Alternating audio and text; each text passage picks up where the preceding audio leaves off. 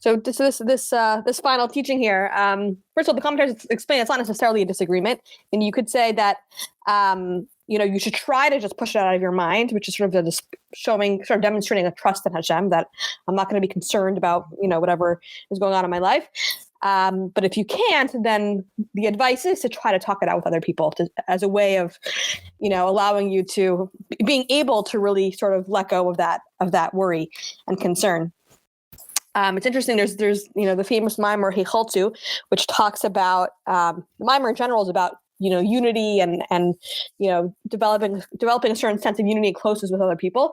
And there's the 10th parak talks about sort of the advantages of being able to talk out your concerns and really your struggles in your service of Hashem with other people, and how we're never really able to fully develop ourselves as people without the help of the people around us. So one of the things it talks about is how when it sort of lists a bunch of advantages to talking out your spiritual struggles with other people, and actually quotes this Gemara, right, that says, you should talk it out with other people. And it says, just like, psychologically, when you have, just any concern, any struggle or pain that you're going through that's on your mind, when you talk it out with another person, then in the moment that you talk about it, it's much more painful, right? Like when something's on your mind, being able to talk it out sort of brings out all of the emotion, and it makes the emotions much more intense than they were before.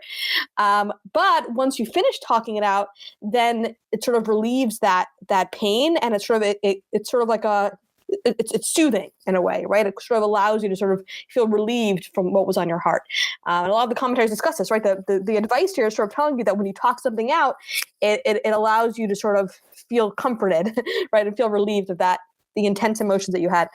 And because the same thing is true spiritually, right? When a person has a certain spiritual struggle or a flaw that they're struggling with, it's important to be able to talk out those struggles with other people, because at the time that you talk about it, it might feel very painful, right? It might feel very like difficult and harsh to be able to have to like talk out the things that you're, the flaws that you have.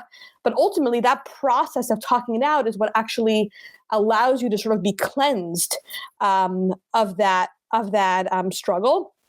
Because the process of sort of bringing up the pain that you have about the fact that you're struggling with that flaw is sort of a cleansing process in itself, and allows you to rectify it and move on and sort of, make positive resolutions for the future.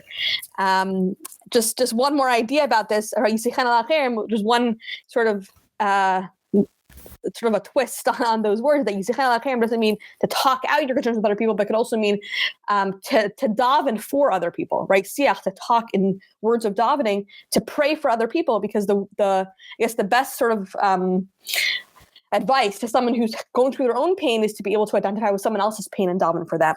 And that ultimately will sort of end up resolving their own concerns as well.